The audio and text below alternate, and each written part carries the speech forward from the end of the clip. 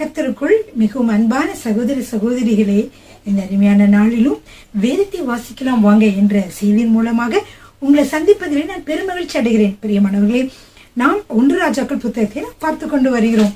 பிரியமானவர்களே, நாம் ஆதியாகமத்திலிருந்து 1 ராஜாக்கள் புத்தகம் வரைக்கும், அதுவும் 12வது அதிகாரம் வரைக்கும் நாம் பார்த்து விட்டோம். பிரியமானவர்களே, 1 ராஜாக்கள் புத்தகம் 22 அதிகாரங்களை உடையதாக இருக்கிறது. அது மட்டுமல்ல, நீங்கள் ஒவ்வொருவரும் இந்த நாளிலும் கூட நம் வேதத்தை பற்றி தியானிக்கிற பொழுது நீங்கள் உங்களுடைய நோட்டு புத்தகத்தை, பேனாவை, வேதாகமத்தையும் எடுத்துக்கொள்ளுங்கள். நாம் பழைய உடன்படிக்கையில, நாம் புதிய உடன்படிக்கையில இருக்கிறோம். சோ இதனால இந்த பழைய உடன்படிக்கை, புதிய உடன்படிக்கை பற்றிய காரியங்களை நான் உங்களுக்கு பிற்பாடு விளக்கமாக அதை நான் தெரிவிக்கிறேன். ஆனாலும் நாம் பழைய ஏற்பாட்டு காலத்திலே நடந்த காரியங்களை நான் சொல்லுகிற பொழுது அதை என்ன சொல்லுகிறேன் என்றால், அவர்கள் கர்த்தருடைய வார்த்தைகளுக்கு செவிகொடாமல் போனதினாலே என்ன நேர்ந்தது? பல காரியங்களை நாம் பார்க்கிறோம். சாலமனுடைய வாழ்க்கையிலும் கூட கர்த்தர் அவனை மிகவும் நேசித்தாலும் பல காரியங்களை, நன்மையான காரியங்களை, அவனுக்கு தாளந்துகளையும் கொடுத்திருந்தாலும் கூட அவன் என்ன செய்து விட்டான் என்றால், பிற்காலங்களிலே கர்த்தருக்கு முக்கியத்துவம் கொடுக்காமல் அவன் மனமுடித்த பெண்களுக்கே மிகவும் முக்கியத்துவம் கொடுத்ததினாலே அவன் வாழ்க்கையிலே எவ்வளவு வாழ்க்கையிலும் அரசியலிலும், அதாவது அவனுடைய அரசாட்சியிலும் எவ்வளவு சீர்கேடுகள் வந்தது என்று சொல்லி நீங்கள் அனைவரும் அறிந்திருக்கிறீர்கள். அவருடைய பிள்ளையாகிய ரெகொபெயாம் ஆட்சிக்கு வர முடியாதபடிக்கு அதை அவர் வந்தாலும் அவருக்கு 2 கோத்திரங்கள் மட்டும் 10 கோத்திரங்களை யெரொபெயாம் என்ற சாலமனுடைய ஊழியக்காரருக்கு கர்த்தர் கொடுத்தார் என்று சொல்லி பார்க்கிறோம். பிரியமானவர்களே, எனவே நம்முடைய வாழ்க்கையிலும் நாம் கர்த்தருக்கு பிரியமானவர்களாக அவருடைய சொல்படி, அவருடைய சித்தத்தின்படி நாம் நடக்கிற வேளையிலே நம்முடைய வாழ்க்கையில எப்பொழுதும் சந்தோஷமும் சமாதானம் தான் பிரியமானவர்கள். ஆனால் கர்த்தர் கூட நமக்காக 1 விசை என்ன 2 விசை கூட சாலமனுக்கு அவர் தரிசனமாகி சொன்னார், நீ இந்த மாதிரிலாம் செய்யக்கூடாது என்று சொல்லியும் அவர் கர்த்தருக்கு முக்கியத்துவம் கொடுக்காமல், அவருடைய வார்த்தைக்கு முக்கியத்துவம் கொடுக்காமல், அவர் பெண்களுக்கே, அவருக்கு திருமணம் முடித்த பெண்களுக்கே அவர் முக்கியத்துவம் கொடுத்து அவருடைய வார்த்தையின்படியே நடந்ததினாலே, அதுவும் தெய்வீக பெண்களாகவோ கர்த்தருடைய வார்த்தைக்கு கீழ்ப்படுகிற பெண்களாகவோ இல்லை. பெண்கள் என்றால் எல்லா பெண்களும் மனைவிகளும் சொல்றத கேட்கக்கூடாது என்று சொல்லவில்லை. திருமணம் அவர் முடித்திருந்தாலும் தேவனுக்கு சித்தமில்லாத, தேவனை வழிபடாத மற்ற பெண்களாக, தேவனாலே நடத்தப்படாத, அவருடைய ஆவியினாலே நடத்தப்படாத பெண்களாக இருந்ததினாலே அவர்கள் தேவனுக்கு விரோதமான காரியங்களை அவர்கள் சாலமனுக்கு கற்றுக் கொடுத்தார்கள். பிரியமானவர்கள், எனவேதான் சாலமனுடைய ராஜ்யமானது சரிந்தது என்று சொல்லி பார்க்கிறோம். எனவே பிரியமானவர்களே, பாருங்க, சாலமனுடைய கீழ்ப்படியாமையினாலே என்ன விளைவுகள் ஏற்பட்டது? அவனுடைய பிற்காலத்திலே அவர்களுடைய பிள்ளைகள் தான் பாதிக்கப்பட்டார்கள், சந்ததிகள் தான் பாதிக்கப்பட்டார்கள். எனவே நாம் கர்த்தருக்கு கீழ்ப்படிந்து நாம் வாழ்கிற வாழ்க்கையை நாம் சரியாக வாழ்கிற பொழுது கட்டாயமாக நம்முடைய பிள்ளைகள் அதனாலே பலன் பெறுவார்கள். பிரியமானவர்களே, ஹல்லேலூயா, ஆமென். சரிங்க பிரியமானவர்களே, நாம் செய்திக்கு வருவோம். நான் சொன்னேன் 22 அதிகாரங்களை உடைய அந்த 1 ராஜாக்கள் புத்தகமானது 2 பெரும் பிரிவுகளை உடையதாக இருந்தது. ஒன்று ஐக்கிய அரசு, 2வது பிளவுபட்ட அரசு. இந்த பிளவுபட்ட அரசுல பாத்தீங்கன்னா 10 கோத்திரங்களை கர்த்தர் யாருக்கு கொடுக்க, 10 கோத்திரங்களை இஸ்ரவேல் தேசம் என்றும் 2 கோத்திரங்களை யூதா தேசம் என்றும், அங்க இஸ்ரவேலுடைய தேசம் 2ஆக பிளவுபடுகிறது. அதுக்கப்புறமாக என்ன ஆகிறது என்றால், இந்த 2 கோத்திரங்கள் மட்டும் கொண்ட அந்த தேசம் யூதா தேசம் என்றும், 10 கோத்திரங்கள் கொண்ட அந்த தேசமானது இஸ்ரவேல் தேசம் என்றும் அழைக்கப்படுகிறது. பிரியமானவர்களே, இந்த இஸ்ரவேல் தேசத்தை கர்த்தர் யெரொபெயாம் என்கிற சாலமனுடைய வேலைக்காரருக்கு கொடுத்தார்.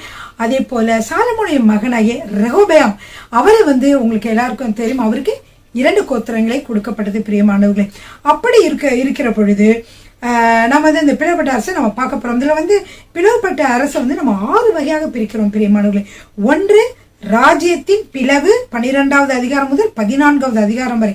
அப்புறம் 2வதாக யூதாவை அரசாண்டு 2 அரசர்கள், அதை பற்றி பின்னாடி பார்க்கலாம். 15வது அதிகாரம், அதுல 1 வசனத்திலிருந்து 24 வசனங்கள் வரை. 3வதாக இஸ்ரவேலை அரசாண்ட 5 அரசர்கள். இந்த பகுதியில 15வது அதிகாரம் 25வது வசனம் முதல் 16வது அதிகாரம் 28 வரைக்கும். அப்புறம் ஆகாப் அரசனுடைய அரசாட்சி இஸ்ரவேல் நாட்டிலே, அதை பற்றியதாக 16வது அதிகாரம் 29வது வசனம் முதல் 22வது அதிகாரம் 40வது வசனம் வரைக்கும் பார்க்கலாம். கடைசியிலே யூதாவில் யோசபாத்தின் அரசாட்சி. இதை 22வது அதிகாரத்திலே 41 வசனம் முதல் 50 வசனங்களிலே யூதாவில் யோசபாத்தின் ஆட்சியை பார்க்கிறோம். அடுத்த 6வது பிரிவாக இஸ்ரவேலிலே அகசியா அரசரினுடைய ஆட்சி.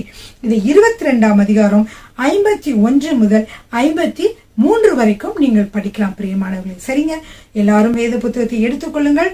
வேதத்தை நாம் பார்க்க போகிறோம் பிரியமானவர்களே. சரிங்க பிரியமானவர்களே, இந்த போன வீடியோல நான் என்ன சொன்னேன்னா, ரெகோபெயாம் ஒரு யூதாவை அரசாள்கிறார். ஆனால் 10 கோத்திரத்தை அரசாண்ட யெரொபெயாமோ என்ன செய்கிறார் என்றால், அவருக்கு கர்த்தர் என்ன செய்தார், கிருபையாக அரசாட்சியை கொடுத்திருந்தார். ஆனால் அவர் அரசரான பிறகு அவருக்கு ஒரு பயம் வருகிறது. அந்த பயத்தினால என்ன செய்தார் என்றால், யூதாதான் எருசலேம் தேவாலயம் இருக்கிறது, அங்கதான் இந்த 10 கோத்திரத்து மக்களும் செல்வார்கள்.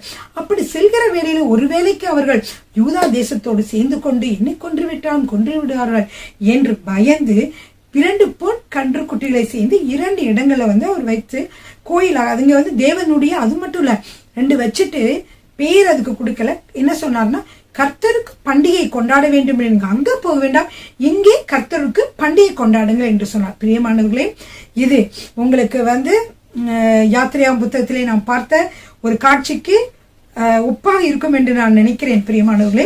அதனால்தான் கர்த்தர் இப்படி அவன் செய்ததை பார்த்து அவருக்கு மிகவும் மனம் வேதனையாக இருந்தது. அது மட்டுமல்ல, இதற்காக அவர் என்ன செய்திருக்கலாம், இங்கு தேவாலயத்தை கூட கட்டியிருக்கலாம். ஆனால் அதற்கு பதிலாக 2 பொன் கன்று குட்டிகளை அங்க செய்து வைத்துட்டான் பிரியமானவர்களே. சரிங்க, இப்போ அவன் செய்ததுக்கு அப்புறம் என்ன நடந்தது என்று பார்க்கலாம் பிரியமானவர்களே. இப்பொழுது நம்ம என்ன செய்கிறோம் என்றால், இந்த காரியத்தை பார்ப்பதற்கு முன்பாக சில வசனங்களை உங்களுக்கு சொல்ல விரும்புகிறேன். இவன் 2 பொன் கன்று குட்டிகளை வைத்தது சரியா தவறா, அல்லது ஏன் அது கர்த்தருக்கு பிடிக்காமல் போனது என்று சொல்லி நாம் பார்க்கிறோம். பாருங்க, யாத்திரையாமம் 32வது அதிகாரம் 1-4 வசனங்கள்.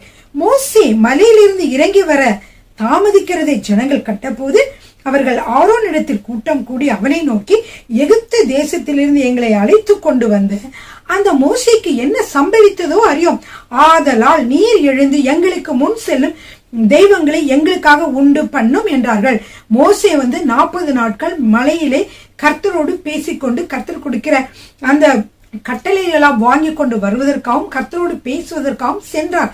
உடனே இந்த மக்கள் இன்னும் வரவில்லை என்று அவர்களால் என்ன செய்ய முடியவில்லை, காத்திருக்க முடியவில்லை. அவர்கள் ஆரோனை நோக்கி, எப்படி என்ன ஆயிற்று மோசேக்கும் தெரியவில்லை, ஆனால் எங்களுக்கு முன் செல்லக்கூடிய தெய்வங்களை நீ எங்களுக்கு உண்டு பண்ணும் என்றார்கள். அதற்கு ஆரோன், உங்கள் மனைவிகள் குமார்த்திகளுடைய காதுகளில் இருக்கிற பொன் அணிகளை கலற்றி என்னிடத்தில் கொண்டு வாருங்கள் என்றார்.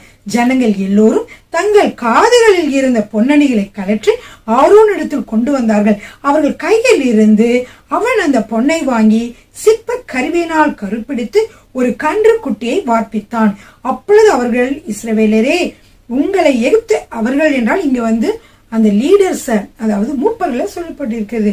அப்பொழுது அவர்கள், இஸ்ரவேலரே உங்களை எகிப்து தேசத்திலிருந்து கொண்டு வந்த உங்கள் தெய்வங்கள் இவர்களே என்றார்கள். இப்ப இஸ்ரவேல் மக்களை பார்த்து இவர்கள் என்ன சொல்கிறார்கள் பாருங்க, இதுதான் உங்களுக்கு இஸ்ரவேல்ல இருந்து கொண்டு வந்த தெய்வங்கள் என்று சொல்லுகிறார்கள். பிரியமானவர்களே, பாருங்க, இந்த இஸ்ரவேல் ஜனங்களுக்கு பார்த்தீர்கள் என்றால் எப்பொழுது பார்த்தாலும் அடிக்கடி ஞாபக சக்தி அவர்களுக்கு இல்லாமல் போய்விடும். பிரியமானவர்களே, கர்த்தர் எகிப்து தேசத்திலிருந்து அவர்களை கொண்டு வர 10 வாதைகளை செய்து, என்னது அது எல்லாருக்கும் அந்த எகிப்து தேசத்துக்கே தெரிஞ்சிருக்கும்.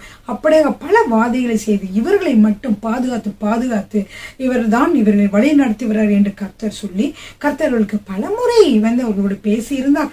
அதே போல அவர்களை அழைத்து கொண்டு வருகிற பொழுதும் கூட செங்கடலிலே பாருங்கள் பிரியமானவர்கள் அழைத்து கொண்டு வருகிற பொழுது அங்கே இவர்களுக்காக செங்கடலையே பிளந்து அவர்களை என்ன செய்தார், நடத்தி கொண்டு சென்றார். பார்வோனுடைய சேனை அதிலே மூழ்கி விட்டது என்று சொல்லி நாம் பார்க்கிறோம். இப்படிலாம் பல அற்புதங்களை செய்திருந்தோம். கர்த்தரை அவர்கள் மறந்து விட்டார்கள். பிரியமானவரே, வருகிற வழிகளும் கூட பிரியமானவர்களை கர்த்தர் அவர்களுக்காக எவ்வளவு நன்மைகளை செய்திருந்தார் பாருங்க. அவங்களுக்கு மாறாவின் நீரை என்ன செய்திருந்தார், அவர் கசப்பான நீரை மாற்றி இருந்தால் அவர்களுக்கு சாப்பாடு இல்லாமல் வனாந்தரத்தில் அலைந்த பொழுது அவர்களுக்காக என்ன செய்திருந்தார் என்றால் உங்களுக்கு எல்லாருக்கும் தெரியும். அந்த மன்னாவை அவர்களுக்கு ஒவ்வொரு நாளும் கொடுத்து அவர்களை ஆசீர்வதித்திருந்தால், இப்படியாக அவர்கள் தண்ணீரோடு தாகத்தோடும் இருக்கிற பொழுது கூட அவர்களுக்காக கண்மலையிலிருந்து தண்ணீரை வரவழைத்தால் அப்படி நடத்தி வந்த தேவனை அவர்கள் மறந்து விட்டார்கள். அவர்கள் எல்லாரும் என்ன சொல்கிறார்கள் என்றால், எங்களை எகிப்திலிருந்து கொண்டு வந்த தேவன் யார்? கன்றுக்குட்டிகளை செய்து அதை சொல்றாங்க, இதுதான் உங்களை எகிப்து தேசத்திலிருந்து கொண்டு வந்தது என்று சொல்லி மூப்பர்கள் எல்லாம் சொல்லுகிறார்கள் என்று சொல்லி பார்த்தோம். இப்படியாக தேவன் என்னென்ன செய்தார், யார் அவர்களை எகிப்து தேசத்திலிருந்து அழைத்து வந்தார் என்று சொல்வதே அவர்கள் மறந்து விட்டார்கள். பிரியமானவர்களே, அப்படியாக நாம் இருக்கக்கூடாது. நம்மை ஆரம்பத்திலே கர்த்தர் அழைத்த விதத்தை நாம் நினைவு கூற வேண்டும். நம்மை ஆரம்பத்திலே கர்த்தர் புதிதாக நம்மை அழைத்த பொழுது அவர் நமக்கு என்னென்ன நன்மைகளை செய்தார், எப்படியெல்லாம் நம்மளை விடுதலை செய்து கொண்டு வந்தார் என்பதை நாம் காலங்கள் கடந்த பொழுதும் நாம் மறக்க கூடாது. பிரியமானவர்களே, எப்பொழுதும் அதை நாம் நினைவில் வைத்துக் கொள்ள வேண்டும். சரிங்க பிரியமானவர்களே, இப்ப பாருங்க, 1 ராஜாக்கள் 13வது அதிகாரத்துல நம்ம வாசிக்க போகிறோம். 1 ராஜாக்கள் 13வது அதிகாரம் 1ஆம் வசனம் 2ஆம் வசனம். யெரொபெயாம் தூபம் காட்ட பலிபீட தண்டையில் நிற்கல். எங்க யெரொபெயாம் இந்த பொன் கன்றுக்குட்டிகளை செய்தார்கள், அங்க இருக்க பலிபீடத்துலதான் போய் நிக்கிறாரு தூபம் காட்டுவதற்காக. யெரொபெயாம் தூபம் காட்ட பலிபீட தண்டிலே நிற்கையில், இதோ தேவனுடைய மனுஷன் ஒருவன் கர்த்தருடைய வார்த்தையின்படியே யூதாவிலிருந்து பெத்தேலுக்கு ஏன் யூதாவிலிருந்து பெத்தேலுக்கு வந்திருக்கிறாரு அப்படின்னா, யூதா தேசத்துலதான் எருசலேம் ஆலயம் இருக்கிறது, அங்குதான் கர்த்தரை வழிபட்டு கொண்டிருந்தார்கள்.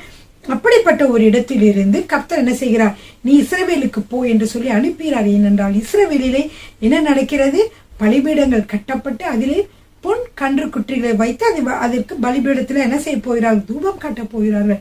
எனவே இப்படி நடந்து கொண்டிருந்ததுனால யூதாவிலிருந்து தேவனுடைய மனுஷன் ஒருவனை கர்த்தர் அனுப்பினார். அப்படியே அவன் கர்த்தர் சொன்ன வார்த்தையின்படி அவன் அந்த பலிபீடத்தை நோக்கி, பலிபீடமே பலிபீடமே, இதோ தாவீதின் வம்சத்தில் யோசியா என்னும் பேருள்ள ஒரு குமாரன் பிறப்பான்.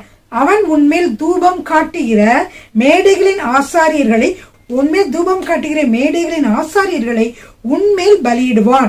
மனுஷரின் எலும்புகளும் உன்மேல் சுட்டரிக்கப்படும் என்பதை கர்த்தர் உரைக்கிறார் என்று கர்த்தருடைய வார்த்தையை அவன் கூறுகிறான். பிரியமானவர்களே, இப்படியாக கர்த்தர் சொல்லுகிறாரு, இந்த பலிபீடத்துல நீங்க பலியிடுவது அல்லது தூபம் காட்டுவதெல்லாம் எனக்கு மிகவும் அருவருப்பாக இருக்கிறது. இந்த பலிபீடத்தை அழிக்க ஒருவன் வருவான், யோசியா என்ற ஒரு மன்னன் அவன் என்ன செய்வான் என்றால், இந்த பலிபீடத்துல மனுஷரின் எலும்பை கூட சுட்டரிப்பான் என்று சொல்லி கர்த்தர் அந்த கோபமாக அங்க சொல்லுகிறார். அதற்கு அப்புறம் பார்த்தீர்கள் என்றால், அந்த யெரொபெயாம் என்ன பண்ணுகிறான் என்றால், திரும்பவுமாக அப்படி சொல்லப்படுதும் கூட அவன் அதற்கு கீழ்ப்படியவில்லை. அவன் உடனே என்ன செய்தான் என்றால், சொன்ன அந்த வார்த்தைகளை சொன்ன அந்த தேவனுடைய மனுஷனை பார்த்து, இவனை பிடியுங்கள் என்று கையை நீட்டினான். இப்படி கையை நீட்டின உடனேயே பிரியமானவர்களே, அவனுடைய கை திரும்பவும் எடுத்துக்கொள்ள முடியாதபடிக்கு அப்படி என்ன ஆகிவிட்டது, அப்படியே உறைந்து விட்டது. பிரியமானவர்கள், அதாவது அப்படி கை நீட்டப்பட்ட விதமாகவே ஆகிவிட்டது. அது திரும்பமாக அவன் எடுக்க முடியவில்லை. அப்படிப்பட்ட ஒரு சூழ்நிலையில் இருக்கிற பொழுது மன்னன் மிகவும் கலங்கினான். சொன்னான், ஐயோ தேவனுடைய மனுஷன் எனக்காக ஜபம் பண்ண, என்னுடைய கை முன் மாதிரி ஆகட்டும் என்று சொன்ன உடனே அந்த கை திரும்பவும் ஆகும்படியாக கர்த்தர் உதவி செய்தார். பிரியமானவர்களே, சரிங்க, எல்லாரும் எடுத்துக்கொள்ளுங்க. 1 ராஜாக்கள் 13வது அதிகாரம் 1லிருந்து 2 வரைக்கும் வாசித்தேன். இந்த 13வது அதிகாரத்திலேயே ஒரு சில வினோதமான காரியங்கள் நடைபெறுகிறது. அதை பார்ப்போமா பிரியமானவர்களே? இப்ப தூபம் காட்ட யெரொபெயாம் இருக்கும் போது யாரு வரா, யூதாவிலிருந்து ஒரு தேவனுடைய மனுஷன் வருகிறார். அவர் கர்த்தர் சொன்ன வார்த்தைகளை உரைக்கிறார். அப்பொழுது சொல்லி அன்றைய தினமே அவன் ஒரு அடையாளத்தை சொன்னான். என்ன அடையாளம்னா, அன்றைய தினம் அவன் ஒரு அடையாளத்தையும் சொல்லி, இதோ இந்த பலிபீடம் வெடித்து இதன் மேல் உள்ள சாம்பல் கொட்டுண்டு போகும், கர்த்தர் உரைத்ததற்கு இதுவே அடையாளம். இந்த வார்த்தை கர்த்தரிடமிருந்துதான் வந்ததா என்று நீங்கள் நினைக்க வேண்டாம். அப்படி நினைத்து வேண்டாம். அதற்கு அடையாளம் என்னவென்றால், இந்த பலிபீடமானது சிதறி அதில் இருக்கிற சாம்பல் எல்லாம் கீழே கொட்டி போகும் என்று இந்த தேவனுடைய மனுஷன் தீர்க்க தரிசனம் சொல்லுகிறார்.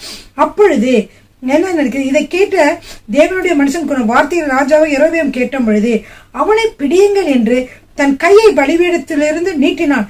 அவனுக்கு விரோதமாய் நீட்டின கை தன்னிடமாக முடக்க கூடாதபடிக்கு அது மரத்து போயிற்று என்று சொல்லி பார்க்கிறோம். பிரியமானவர்களே, அடுத்ததாக பாருங்க, தேவனுடைய மனுஷன் கர்த்தருடைய வார்த்தையால் குறித்திருந்த அடையாளத்தின்படியே பலிபீடம் வெளுத்து சாம்பல் பலிபீடத்திலிருந்து கொட்டுண்டு போயிற்று. அப்பொழுது ராஜா தேவனுடைய மனுஷனுக்கு பிரதித்திரமாக இதெல்லாம் நடந்தோன்னா அந்த ராஜா பயந்துட்டான். அவன் என்ன செய்யறான்னா, நீ உன் தேவனாய் கர்த்தருடைய சமூகத்தை நோக்கி வேண்டிக் கொண்டு என் கை முன்போல் இருக்கும்படிக்கு எனக்காக விண்ணப்பம் பண்ண வேண்டும் என்றான். அப்பொழுது தேவனுடைய மனுஷன் கர்த்தருடைய சமூகத்தை நோக்கி வருந்தி விண்ணப்பம் செய்தான். ராஜாவின் கை முன்னிருந்தபடியே சீர்பட்டது. இப்பொழுது ராஜா என்ன செய்யறார், அந்த மனிதனை பார்த்து ரொம்ப சந்தோஷமாக வா என்னோட இன்னைக்கு என்னோட வீட்டில இளைப்பாரு என்று சொல்கிறார். ஆனால் அவன் என்ன சொல்கிறான் என்றால், அவரை நோக்கி நீர் எனக்கு உம்முடைய வீட்டுல பாதி கொடுத்தான் எனக்கு வேண்டாம், அது மட்டும் இல்ல நான் உம்மோடு வருவதும் இல்லை, ஏன்னா அது மட்டும் இல்ல இந்த ஸ்தலத்தில் என்ன அப்பம் புசிப்பதும் இல்லை தண்ணீர் குடிப்பதும் இல்லை என்று சொன்னான். ஏனென்றால் ஆண்டவர் அவனிடம் ஒன்னு சொல்லி இருந்தார். என்ன சொல்லி இருந்தார்? நீ 9வது வசனத்துல நீ அப்பம் புசியாமலும் தண்ணீர் குடியாமலும் போன வழியாய் திரும்பாமலும் இரு என்று கர்த்தர் தம்முடைய வார்த்தையால் எனக்கு கட்டளையிட்டு இருக்கிறார் என்று சொல்லி அந்த ராஜா கிட்ட சொல்லிட்டு அவன் பெத்தேலுக்கு வந்த வழியாய் திரும்பாமல் வேறு வழியாய் போனான். ஆனால் இது ஒரு கிழவனான ஒரு தீர்க்கதரிசி, இஸ்ரேல இருக்க ஒரு தீர்க்கதரிசி பார்த்துக்கிட்டே இருந்தான். அவன் என்ன செஞ்சானா, அவனுடைய பிள்ளைங்கிட்ட சொல்லி எனக்கு என்ன போய் அந்த தீர்க்கதரிசியை போய் நான் மீட் பண்ண போறேன், இன்னமும் எவ்வளவோ பிரச்சனைகள் நிறைந்ததாக இப்பொழுது நாடு இருக்கிறது, எல்லாத்துக்கும் காரணம் அந்த கன்றுக்குட்டிகளை வணங்குனதுனால்தான். ஆனா அவன் என்ன நினைக்கிற, என்ன காரணம் தெரியல, தீர்க்கதரிசி வந்திருக்காரு, இவர்கிட்ட போய் நம்ம எப்படாது கேட்டுக்கலாம் என்று சொல்லி நினைத்து கொண்டு அவங்களுடைய குமாரனை சொல்றான், எனக்கு சேனம் கட்டி கொடுங்க கழுதையில அந்த வச்சு நான் போய் என்ன செய்யறேன், அவன் கழுதை மேல ஏறி நான் போய் பார்த்துட்டு வந்துடுறேன். அப்ப வேகமா அந்த அப்பா போகும் பொழுது அங்க தேவனுடைய மனுஷன் போயிட்டு இருந்தார் இல்லையா, அந்த தீர்க்கதரிசி அவர் ஒரு கர்வாலி மரத்தண்டையில நிக்கிறத பாக்குறார். பார்த்த உடனே அங்க போய் அவர் கேட்கிறாரு, யூதாவிலிருந்து வந்த தேவனுடைய மனுஷன் நீர்தானா என்று அவனை கேட்டதற்கு அவன் நான் தான் என்றான். அப்பொழுது அவனை நோக்கி என்னோட வீட்டுக்கு வந்து அப்பம் புசியும் என்றான். அதற்கு அவன், நான் உம்மோடே திரும்பவும் உம்மோடே உள்ள போகவும் மாட்டேன், இந்த ஸ்தலத்திலே உம்மோடே நான் அப்பம் புசிக்கவும் தண்ணீர் குடிக்கவும் மாட்டேன். ஏனென்றால் ஆண்டவர் என்ன சொன்னார், அப்பம் புசியாமலும் தண்ணீர் குடியாமலும் நீ போன வழியை திரும்பாமலும் 3 காரியத்தை ஆண்டவர் சொல்லியிருக்காரு அப்படின்னு சொல்றான். ஆனா இதை கேட்ட அந்த இஸ்ரவேல் இருக்கக்கூடிய தீர்க்கதரிசியானவன் என்ன செய்கிறான், அவனை ஏமாற்றுகிறதை பார்க்கிறோம். இப்பொழுது உண்மையான தீர்க்கதரிசி இல்லை, அவன் என்ன செய்கிறான் என்றால் பொய்யாக அவர்கிட்ட சொல்றான். என்ன சொல்றான் பாருங்க, 18வது வசனத்துல, அதற்கு அவன் உண்மை போல நானும் ஒரு தீர்க்கதரிசிதான், அவன் அப்பம் புசித்து தண்ணீர் குடிக்க நீ அவனை திருப்பி என் வீட்டுக்கு அழைத்து கொண்டு வா என்று ஒரு தூதன் கர்த்தருடைய வார்த்தையாக என்னோட சொன்னான் என்று அவனிடத்து பொய் சொன்னான்.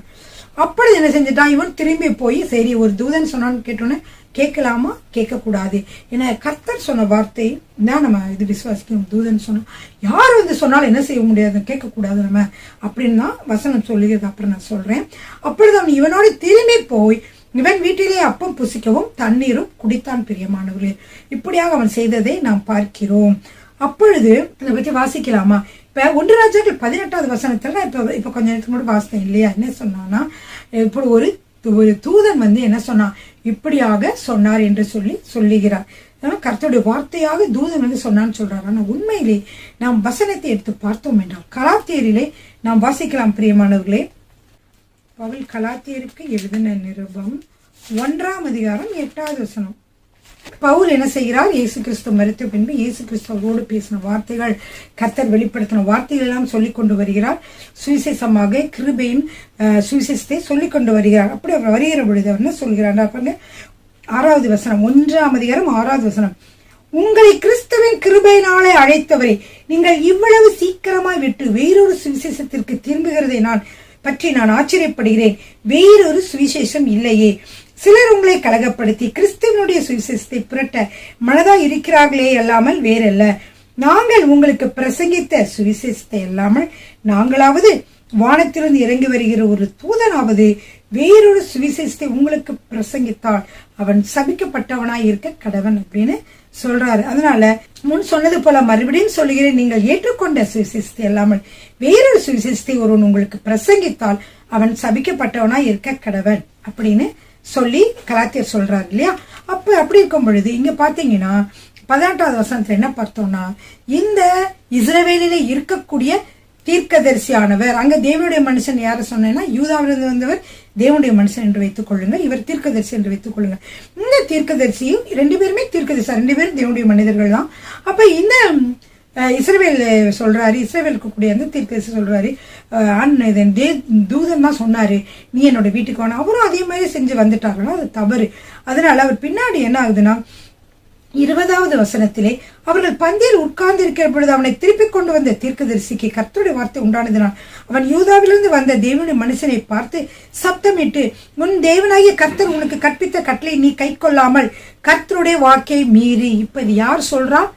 தூதன் சொன்னானே என்று பொய் சொன்னான் இல்லையா, அந்த தீர்க்கதரிசியிடமே கர்த்தர் பேசுகிறார்.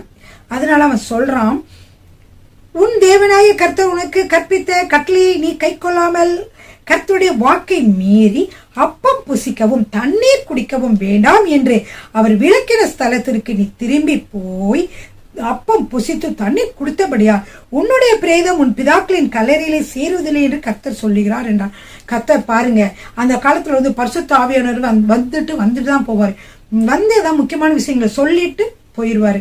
அப்படியாக இருந்தார். அதனால பரிசுத்தாவினர் வந்து என்ன செஞ்சானா இவர்கிட்ட வந்து சொல்லுகிற பொழுது, கர்த்தருடைய ஆவியானவர் சொல்லுகிற பொழுது இப்ப என்ன செஞ்சுட்டு அப்படி சொன்னோடனே இவனுக்கே பயமாயிருச்சு. உன்னை சாப்பிட்டு முடிச்சுட்டு இவனே சொல்றான் நீ செஞ்ச தப்புன்னு. இவன் தான் கூட்டிட்டு வந்து ஆனா இவனே சொல்றான், தீர்க்கதரிசனம் கர்த்தர் சொல்லுகிறாரு. இப்ப திரும்பமா கூட்டிக் கொண்டு என்ன போகிறாரு, திருப்பி போன வழியில என்ன செய்யறாரு, அவருக்கு சேனம் வைத்து அந்த தீர்க்கதரிசியை திருப்பி கொண்டு வந்தான். அவனுக்கு சேனம் வைத்து அவனை அனுப்பி விடுகிறார். ஆனால் அவன் போன பிற்பாடு வழியிலே ஒரு சிங்கம் அவனுக்கு எதிர்பட்டு அவனை கொன்று போட்டது. அவன் பிரேதம் வழியிலே கிடந்தது. கழுதை அதன் அண்டையில் நின்றது, சிங்கமும் பிரேத தண்டையில் நின்றது. அந்த வழியை கடந்து வருகிற மனுஷர் அவளில் கிடைக்கிற பிரேதத்தையும் பிரேதத்தண்டையில் இருக்கிற சிங்கத்தையும் கண்டு கிழவனான தீர்க்கதரிசி குடியிருந்த பட்டணத்தில் வந்து சொன்னார்கள். அப்ப என்ன சொல்றாங்க, அந்த தீர்க்கதரிசி இருந்தார்ல, இந்த கிழவனான தீர்க்கதரிசி அவதார் வான் கூப்பிட்டாரு, அப்புறம் சாப்பாடு கொடுத்தாரு, தூதன் சொன்னாருன்னு சொல்லி போய் சொன்னாரு. அப்புறம் கொஞ்ச நேரம் கழிச்சு இவன் சாப்பிட்டதுனால கர்த்தர் வந்து அந்த இவர் மூலியமா சொன்னார், நான் சொன்னேன்ல சாப்பிடக்கூடாது நீ சாப்பிட்டேன்னு சொல்லி ஆண்டு பேசுறாரு. இதெல்லாம் கேட்டுட்டு இவர் என்ன செய்கிறாரு, வந்தாரு. இப்ப அவர்கிட்டே போய் இவங்க எல்லாம் சொல்றாங்க, பாருங்க யூதாவிலிருந்து வந்த அந்த தேவனுடைய மனுஷன் வந்து இங்க இறந்து கிடைக்கிறார் அப்படி சொல்லி சொல்றாங்க. அப்போ அவர் என்ன செய்யறார் என்றால், அவனை வழியிலிருந்து திரும்ப பண்ண தீர்க்கதரிசி அதை கேட்ட பொழுது அவன் கர்த்தருடைய வாக்கை மீறின தேவனுடைய மனுஷன் தான். கர்த்தர் அவனுக்கு சொன்ன வார்த்தையின்படியே கர்த்தர் அவனை ஒரு சிங்கத்துக்கு ஒப்பு கொடுத்தார், அது அவனை முறித்து கொன்று போட்டது என்று சொல்லி தன் குமாரனை நோக்கி எனக்கு கழுதையின் மேல் சேனம் வைத்து கொடுங்கள் என்றார். அவர்கள் சேனம் வைத்து கொடுத்தார்கள். இந்த மக்கள் எல்லாம் வந்து சொல்லணும், அவனுக்கு புரிஞ்சிருச்சு இது வந்து கர்த்தர் சொன்னான்னு சொல்ல வந்த மனிதன் தான், வந்து தேவனுடைய மனுஷனுக்கு தான் அப்படி ஆயிருக்கு. ஏன்னா கர்த்தர் சொன்னார் இல்லையா எங்கேயும் சாப்பிடக்கூடாதுன்னு, ஆனா அப்பம் புசித்து சாப்பிட்டுட்டான், அதனால இப்படி ஆயிடுச்சுன்னு சொல்லிட்டு அவன் போறான். போகிற பொழுது பார்க்கிற பொழுது அதே மாதிரி இருக்கிறது.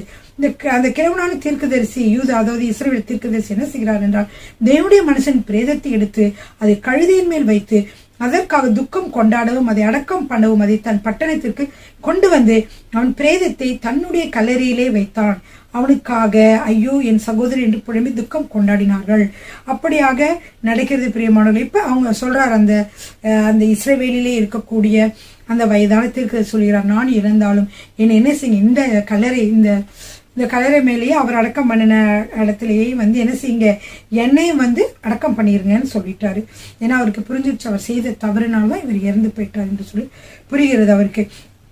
ஆனாலும் கர்த்தர் அவர்கிட்ட பேசினதுனால அவர் சொல்றாரு, அவன் பெத்தேலில் இருக்கிற பலிபீடத்திற்கும், பெத்தேல் என்ன பலிபீடம் இருக்கு, கன்று குட்டி பொன் கன்று குட்டி உள்ள பலிபீடத்திற்கும் சமாரியாவின் பட்டணங்களில் இருக்கிற மேடைகளாகிய சகல கோவில்களுக்கும் விரோதமாக கூறின கர்த்தருடைய வார்த்தை நிச்சயமாய் நிறைவேறும் என்று சொல்லுகிறார்.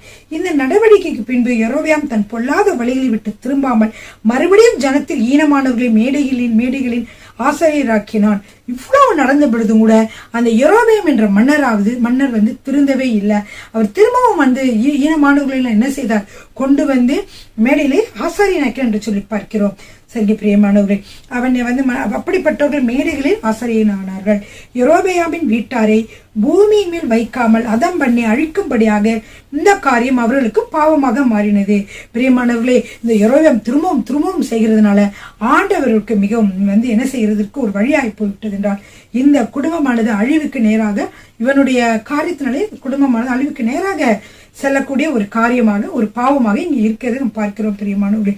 அடுத்து பாத்தீங்கன்னா 14வது அதிகாரத்துல பார்க்கிறோம், அக்காலத்திலே யெரொபெயாமின் குமாரனாகிய அபியா வந்து வியாதி படுக்கையிலே விழுகிறான். அப்பொழுது யெரொபெயாம் என்ன செய்யறான்னு தன் மனைவியை கூப்பிட்டு, நீ போய் என்னை வந்து ஒரு ராஜாவாக மாட்டின ஒரு தீர்க்கதரிசி இருக்கிறார் அகியா என்று பேர், அவரிடமாக நீ போய் நீ யெரொபெயாமுடைய மனைவி என்று சொல்லாதே, நீ போய் அவர்கிட்ட நீ இப்போ ஒண்ணுமே சொல்ல வேண்டாம், நீ போனே அவரே உனக்கு தீர்க்க தரிசனமாக சொல்லுவார், என்ன நடக்கும் என்று கேட்டுக்கொண்டு வா அப்படின்னு சொன்னா, அப்படியே யெரொபெயாமுடைய மனைவி போறாரு. ஐயா தீர்க்கதரிசிக்குள்ள போய் தான் யாருன்னு சொல்லல. ஆனா அவருடைய கண்கள் வந்து ஐயாவோட தீர்க்கதரிசி கண்கள் இருளடைந்து இருந்துச்சான். அப்படி இருந்தாலும் கூட கர்த்தர் சொல்றாரு, ஐயாவிடம் சொல்றாரு, என்ன சொல்றாரு, இந்த பாரு இப்ப வந்து யெரொபெயாமோட மனைவிதான் வந்திருக்கிறான், அவனுடைய மகன் சுகவீனமாக இருக்கிறான், அதனால் காரியம் எப்படி முடியுமா என்று தெரிந்து கொள்வதற்காக இங்க வந்திருக்கிறாள். எனவே நீ வந்து கேளு, அவட்ட வந்து பேசு, ஏன் அந்நிய பெண் போல காண்பிக்கிற, நீ உண்மையான உன்னுடைய நீ அங்கிருந்து வந்திருக்க நீ சொல்ல வேண்டியதானே என்று சொல்லி நீ சொல்லு அப்படின்னு சொல்லி சொன்ன உடனேயே சொல்லுகிறார். ஆகையால் வாசற்படியில் பிரவேசிக்கும், அதாவது 14வது அதிகாரம் 6வது வசனம், ஆகையால் வாசற்படிக்குள் பிரவேசிக்கும் அவருடைய நடையின் சத்தத்தை அகியா கேட்ட உடனே அவன் யெரொபெயாம் மனைவியை, உள்ளே வா, உன்னை அந்நிய ஸ்திரியாக காண்பிக்கிறதென துக்க செய்தியை உனக்கு அறிவிக்க நான் அனுப்பப்பட்டேன். நீ போய் யெரொபெயாமை நோக்கி, இஸ்ரவேலின் கர்த்தர் சொல்லுகிறது என்னவென்றால், ஜனத்தினின்று உன்னை நான் உயர்த்தி உன்னை இஸ்ரவேல் என்னும் என் ஜனத்தின் மேல் அதிபதியாக வைத்தேன். நான் ராஜ்யபாரத்தை தாவீது வம்சத்தாரின் கையில் இருந்து பிடுங்கி உனக்கு கொடுத்தேன். ஆனாலும் என் கற்பனைகளை கை கொண்டு என் பார்வைக்கு செம்மையானதையே செய்ய தன் முழு இருதயத்தோடும் என்னை பின்பற்றின என் தாசனாகிய தாவீதை போல் இராமல் உனக்கு முன்னிருந்த எல்லாரை பார்க்கிலும் பொல்லாப்பு செய்தாய். எனக்கு கோபம் உண்டாக்க நீ போய் உனக்கு அந்நிய தேவர்களையும் வார்க்கப்பட்ட விக்கிரகங்களை உண்டு பண்ணி உனக்கு புறம்பே என்னை என்ன செய்து விட்டாய், தள்ளிவிட்டாய். அதனால ஆகையால் இதோ நான் யெரொபெயாமுடைய வீட்டின் மேல் பொல்லாப்பை வரப்பண்ணி யெரொபெயாமுக்கு சுவர் மேல் நீர்விடும் ஒரு நாய் முதலாயிராதபடிக்கு இஸ்ரவேலிலே அடைப்பட்டவனையும் விடுபட்டவனையும் சங்காரம் பண்ணி குப்பை கழித்து போடப்படுகிறது போல யெரொபெயாமின் பின்னடியாரை அவர்கள் கட்டோடே அற்று போகும்படி கழித்து போடுவேன் என்கிறார். இப்படியாக அவர்கள் வந்து அவர் சொல்றாரு, இந்த சாகிறவர்களை என்ன செய்யும், ஆகாய்த்து பறவைகள் தான் வந்து தின்னும் என்று சொல்லுகிறதை நாம் பார்க்கிறோம் பிரியமானவர்களே. அதனால நீ எழுந்து போ, நீ போய் கரெக்டா நீ வந்து உன்னுடைய கால்கள் வந்து வீட்டுக்குள்ளே போகும் பொழுது வீட்டுல பிரவேசிக்கிறதே உன்னோட பிள்ளையாண்டான் செத்து போவான் அப்படின்னு சொல்லி முதலே சொல்லிட்டாங்க. எனவே அது மட்டும் இல்ல, அவனுக்காக இஸ்ரவேல் எல்லாரும் துக்கம் கொண்டாடி அவனை அடக்கம் பண்ணுவார்கள். இந்த யெரொபெயாம் வீட்டிலே இவன் ஒருத்தன் தான் கல்லறையில போய் என்ன பண்ணுவான், அடக்கம் பண்ணப்படுவான். மற்றவங்க எல்லாருமே நீங்க என்ன பண்ண யாருமே கல்லறைக்கு போகிற அளவுக்கு இல்லாத அளவுக்கு நீங்க எல்லாம் என்ன செய்வீங்க, சங்கரிக்கப்பட்டு போவீர்கள் என்று கர்த்தர் சொல்லுகிறதை பார்க்கிறோம் பிரியமானவர்களே. அடுத்ததாக அந்த ஒரே ஒரு வசனத்தை உங்களிடம் சொல்ல விரும்புகிறேன். என்னவென்றால் பிரியமானவர்களே, அங்க வந்து அந்த கர்த்தருடைய தீர்க்க தரிசனமாக சொல்லப்பட்டது என்னென்னலாம் சொல்லப்பட்டுச்சுன்னு உங்களுக்கு தெரியும். அந்த மாதிரியே பின்னாடி நடந்துச்சாங்க. அதாவது அந்த மேடைகள் எல்லாம் வந்து ஒருத்தர் யோசே என்பவன் வருவான், தாவீதின் வம்சத்துல வருவான், என்ன செய்வான், அவன் அந்த மேடைகள் எல்லாம் உடைத்து போடுவான் என்று சொல்லப்பட்ட தீர்க்க தரிசனமானது 350 வருடத்திற்கு பிற்பாடு வந்து அது நிறைவேறினது. அது 2 ராஜாக்கள் 23வது அதிகாரம் 15வது வசனத்தில் வாசிக்கலாம். பிரியமானவர்களே, வாசிக்கிறேன். 2 ராஜாக்கள் புத்தகம் 23:15. இஸ்ரவேலை பாவம் செய்ய பண்ணின நேபாத்தின் குமாரனாகிய யெரொபெயாம் பெத்தேலில் உண்டாயிருந்த பலிபீடமும் மேடையும் ஆகிய இவ்விரண்டையும் அவன் இடித்து அந்த மேடையை சுட்டெரித்து தூளாக்கி விக்கிரக தோப்பையும் சுட்டெரித்தான். சொன்னது படியவே அந்த விக்கிரக தோப்புகள்லாம் சுட்டெரிக்கப்பட்டது பிரியமானவர்கள். இப்படியாக நாம் பார்க்கிறோம் பிரியமானவர்கள். சரிங்க, கர்த்தர் சொன்ன ஒவ்வொரு காரியமே நிறைவேறினதை பார்க்கிறோம். இன்றைக்கு நான் பார்த்த காரியங்களை அவற்றை நீங்க ஒரு தடவை வேதத்தை வாசித்து நீங்கள் தெரிந்து வைத்துக் கொள்ளுங்கள் பிரியமானவர்களே. கர்த்தர் உங்களை ஆசீர்வதிப்பாராக. ஆமென். ஹல்லேலூயா. கர்த்தர் உங்களை ஆசீர்வதிப்பாராக.